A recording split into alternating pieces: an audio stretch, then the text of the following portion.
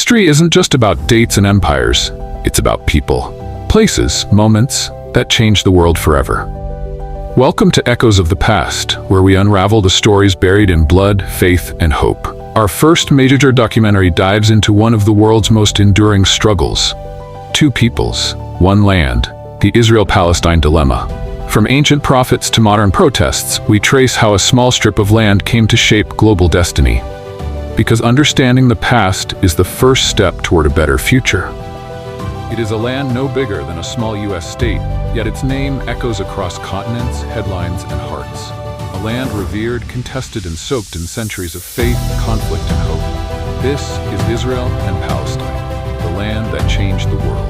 Before the maps, before the flags, before politics, there was a story written in stone and scripture. This narrow strip of land between the Mediterranean Sea and the Jordan River has witnessed the rise of three of the world's major religions: Judaism, Christianity, and Islam. The story begins in antiquity, in the cradles of early civilization. Archaeological finds in Jericho, one of the world's oldest cities, show signs of human habitation as far back as 10,000 years ago. This land was not only a meeting point for ancient peoples, but also a bridge between continents: Africa, Asia, and Europe. Trade routes, migration paths, and sacred pilgrimages all crossed here. This land bore witness to the dawn of human storytelling, belief, and identity. It was here that Abraham, revered as a prophet by Jews, Christians, and Muslims, is believed to have received a divine promise that his descendants would inherit this land. For Jews, this marked the beginning of a covenant with God, forming the spiritual foundation of Judaism. For Christians, the land would become the birthplace of Jesus of Nazareth and the setting for his ministry, crucifixion, and resurrection. For Muslims, it would later hold the sacred significance of the Prophet Muhammad's night journey to the heavens from Jerusalem. By the time of King David and his son Solomon, Jerusalem had become a spiritual and political center. The first temple stood as a beacon of Jewish worship. Over time, this same land would also host early Christian communities, and later, under Islamic caliphates, it flourished as a hub of science, faith, and learning. This land has seen the footsteps of prophets, kings, warriors, and pilgrims. Every grain of its soil carries echoes of prayers whispered over thousands of years. From the rocky hills of Judea to the shores of the Galilee, this was and remains a land of beginnings. Not just for a people, but for ideas that shaped the moral and spiritual compass of the world. Empires came and went: the Egyptians, Babylonians, Persians, then Rome. The Romans renamed it Palestina after crushing a Jewish revolt. The Byzantines spread Christianity. The Arabs brought Islam. The Crusaders came in blood and glory.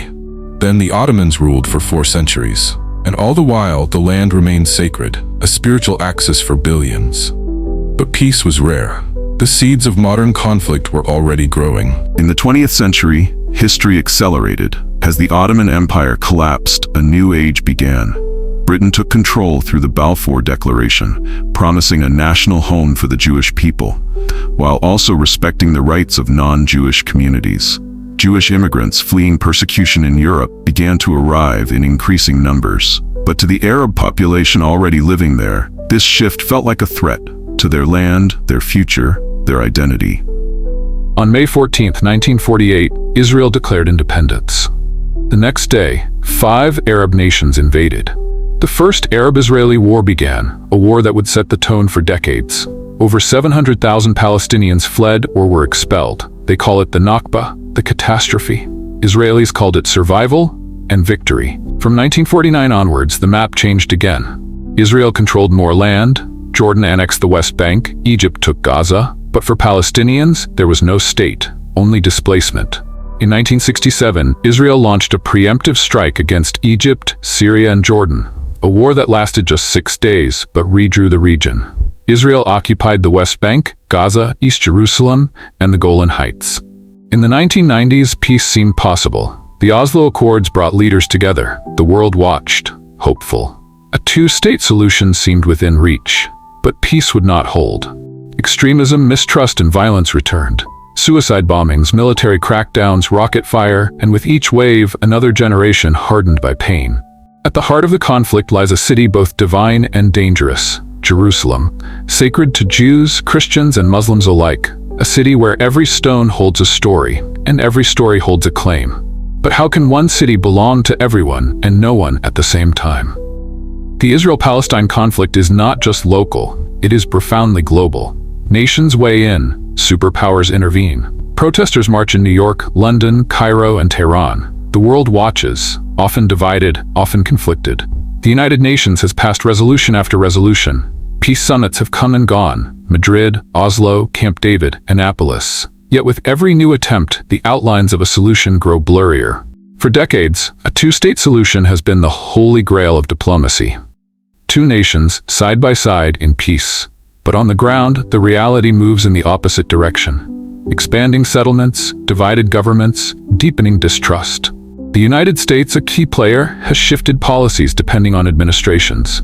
Some offer support to Israeli security, others call for greater recognition of Palestinian rights. Europe advocates negotiation, while some Arab nations normalize ties with Israel, bypassing the core conflict entirely. In recent years, the Abraham Accords signaled a regional shift, with countries like the UAE and Bahrain establishing relations with Israel. For Palestinians, this felt like abandonment. For others, it offered hope that peace might come through regional integration. Yet for the people on the ground, peace is not found in speeches.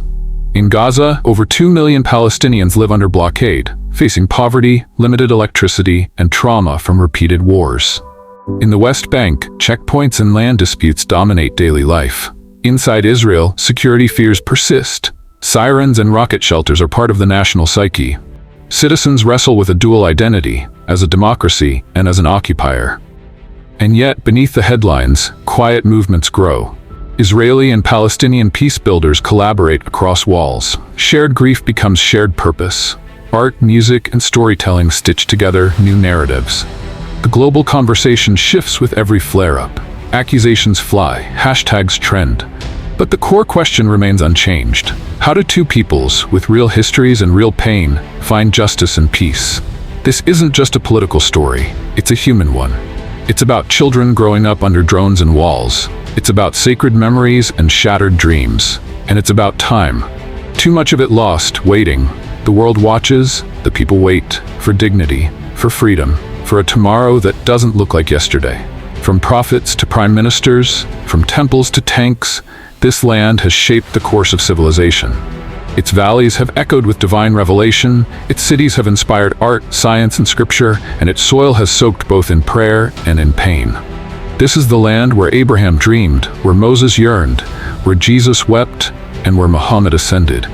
Its streets have carried crusaders, scholars, pilgrims, and poets. Its people have built kingdoms and buried their children in war. Even today, when a conflict flares in Gaza or Jerusalem, headlines ripple from Tokyo to Toronto. No matter your religion, language, or passport, this land speaks to something universal: the longing to belong. And yet, for all its weight in prophecy and politics, it is also just home for millions. People live here. They fall in love. They open cafes, they study for exams, they tuck their children into bed. Behind every ideology is an individual. Behind every border is a beating heart. What makes this land powerful is not just its past, but its potential. A potential to teach us, not how to conquer, but how to coexist. Not how to divide, but how to dialogue. Not how to erase, but how to embrace. If peace is ever to be more than a slogan, it must start with recognition of history, of humanity, of hope. It must acknowledge pain without being defined by it. It must dream boldly, love defiantly, and act patiently.